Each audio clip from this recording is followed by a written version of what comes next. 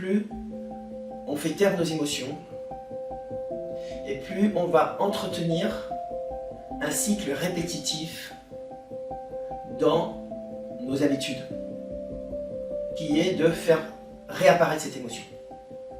Bonjour Gilles. Bonjour Agnès, bonjour à tous. Bonjour à tous et bienvenue au Réveil émotionnel. Le sujet aujourd'hui est « Arrête de faire taire tes émotions ». Alors Gilles, déjà pourquoi tu choisis ce thème? Alors je voudrais juste lire une citation que je trouve belle, c'est si tu écoutes ton corps lorsqu'il chuchote, tu n'auras pas à l'entendre crier. Sagesse tibétaine. Ben, c'est un petit peu la même chose. Comme on a tendance à faire taire nos émotions, ben, on ne fait que les amplifier en réalité. Alors, pourquoi j'ai choisi ce sujet? Parce que je sais que plus on fait taire nos émotions, et plus on va entretenir un cycle répétitif dans nos habitudes, qui est de faire réapparaître cette émotion. Okay. D'autre part, on va attirer des situations dans sa vie qui vont provoquer cette émotion. Deuxième raison d'arrêter de faire taire ses émotions. Et quel lien tu fais entre ce que tu viens de dire et la citation par rapport au corps? Eh bien, en fait, les émotions sont logées dans le corps, on le sait. Et donc, ça va revenir au même. Si, par exemple, la colère, elle va s'investir dans le foie. Je vais faire une crise de foie si je retiens systématiquement ma colère. D'accord? Eh bien, si j'écoute mon corps, j'écoute l'émotion. Si j'écoute l'émotion, j'écoute le corps. Il y a un lien intrinsèque entre le corps et l'émotion. Ok. Alors, qu'est-ce que c'est? Qu'est-ce que ça veut dire? Arrêter de faire taire ses émotions, ça veut dire commencer à libérer toutes les vieilles émotions de notre vie. Toutes les émotions qui ont constitué notre personnalité. Les émotions de l'enfance, donc, c'est ça? Toutes les vieilles émotions, ça peut être de l'enfance, ça peut être hérité de nos parents, hérité du père, de la mère, ça peut être des émotions de notre vie à l'école, de notre quotidien, mais c'est surtout de notre enfance. Ok. Donc voilà ce que c'est.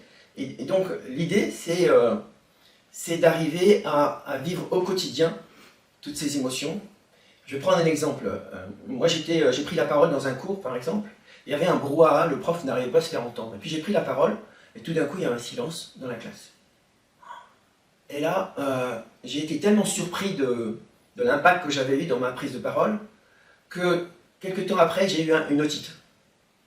Et j'ai compris que l'otite, c'était, je ne peux pas reconnaître que ma parole a autant d'importance ou a autant de valeur.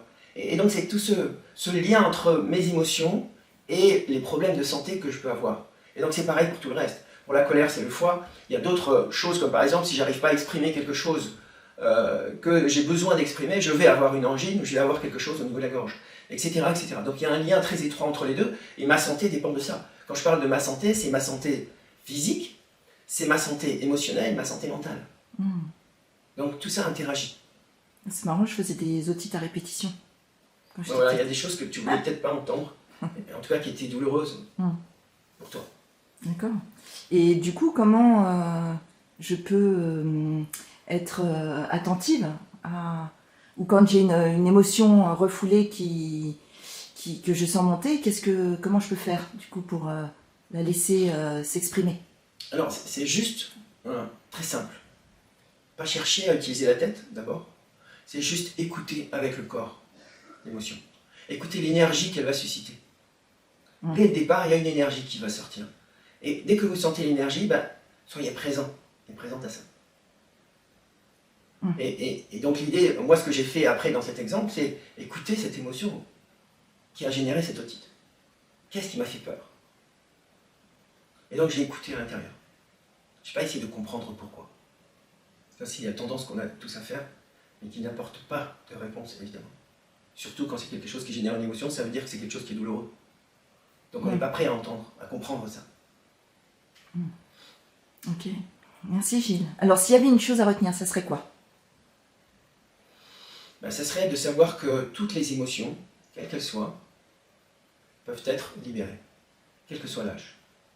Et la difficulté, c'est de croire vraiment que toutes les émotions peuvent être libérées. Et le mental n'est pas toujours favorable à ce savoir, à cette expérience, que tous nous sommes prêts à libérer toutes les émotions et donc toutes les conséquences des émotions qui sont bloquées dans le corps. Ok, merci Gilles. Merci. Si tu aimes cette vidéo et que tu veux nous encourager à continuer, nous t'invitons à t'abonner à la chaîne, à liker l'épisode et à laisser un commentaire pour nous donner ton avis.